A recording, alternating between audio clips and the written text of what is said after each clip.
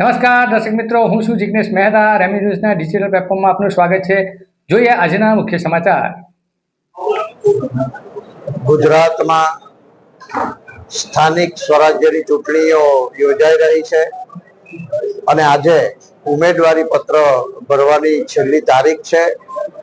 સુરત જિલ્લામાં સમાવિષ્ટ એવી બારડોલી વિધાનસભા મત વિસ્તારના બારડોલી તાલુકા અને બારડોલી નગરની ઉમેદવારી પત્ર ભરવાની વાત કરું તો 2 જિલ્લા પંચાયત અને 9 તાલુકા પંચાયતની બેઠકો માટે તાલુકા પંચાયત કચેરી ખાતે ઉમેદવારો ઉમેદવારી પત્ર નોંધાવી રહ્યા છે અને 3 જિલ્લા પંચાયત અને 13 તાલુકા પંચાયત એ મામલતદાર કચેરી ખાતે અને બારડોલી નગરપાલિકાના 9 વોર્ડના કુલ 36 ઉમેદવારો પ્રાંત કચેરી ખાતે ઉમેદવારી નોંધાવી રહ્યા છે.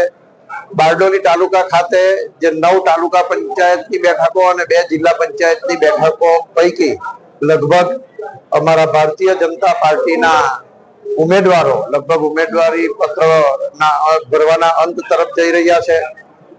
બારડોલી મામલતદાર કચેરી ખાતે પણ 3 જિલ્લા પંચાયત અને 13 તાલુકા પંચાયત બેઠકોને ઉમેદવારી પત્ર ભરવાનું કામ ચાલુ છે અને પ્રથમ માળે લગભગ 7 નંબરના વોર્ડ સુધી એટલે કે 75% જેટલા ભારતીય જનતા પાર્ટીના ઉમેદવારોએ ઉમેદવારી પત્ર પ્રાંત અધિકારી શ્રીને રજૂ કરી દીધા છે અને માત્ર 25% જેટલું ઉમેદવારી પત્ર રજૂ કરવાનું કામ બાકી છે, જે લગભગ અડધો કલાકમાં બારડોલી નગરપાલિકા, બારડોલી તાલુકા પંચાયતની બેઠકો અને જિલ્લા પંચાયતની બેઠકોનું કામ પૂર્ણ થવાનું છે.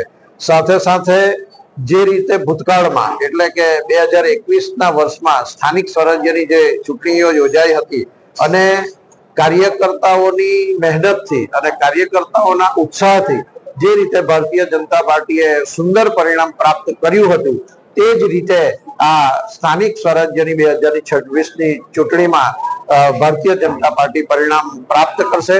સાથે સાથે આજે ભારતીય જનતા પાર્ટીના જે ઉમેદવારોએ કે આ સ્થાનિક સ્વરાજ્યની ચૂંટણીમાં તાલુકા પંચાયત, જિલ્લા પંચાયત, નગરપાલિકા, મહાનગરપાલિકામાં જે સમગ્ર રાજ્યમાં ભારતીય જનતા પાર્ટીના ઉમેદવારોએ જે ઉમેદવારી નોંધાવી છે, એ તમામને હું ખૂબ ખૂબ શુભકામનાઓ પાઠવું છું કે એઓ ખૂબ સારી રીતથી જીતે અને રાષ્ટ્રની સેવામાં એઓ જોડાય.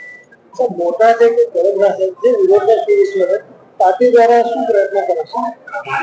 તમામ ભારતીય જનતા પાર્ટીના કાર્યકર્તાઓ છે, તમામ દાવેદારો સક્ષમ જ હોય છે, પરંતુ પાર્ટીએ પણ જે કામગીરી કરવાની હોય છે, 2 ઉમેદવારે ટિકિટ મેળવવાનો પ્રયત્ન કર્યો હોય, 5 ઉમેદવારે ટિકિટ મેળવવાનો કર્યો હોય કે 10 ઉમેદવારે પ્રયત્ન કર્યો હોય, ટિકિટ આખરે એકને આપવામાં આવતી હોય છે. બધા જ ઉમેદવારો એક સરખા છે, બધા જ ઉમેદવારો સક્ષમ છે, પરંતુ જ્યારે એક ઉમેદવારને પસંદ કરવાના હોય ત્યારે સ્વાભાવિક છે અમારા પૈકીના કોઈ કાર્યકર્તા નારાજ થયા હોય તો અમે ચોક્કસ એને સમજાવીને અમે આગળ વધીશું અને સમજાવવાના પ્રયત્નો કરીશું.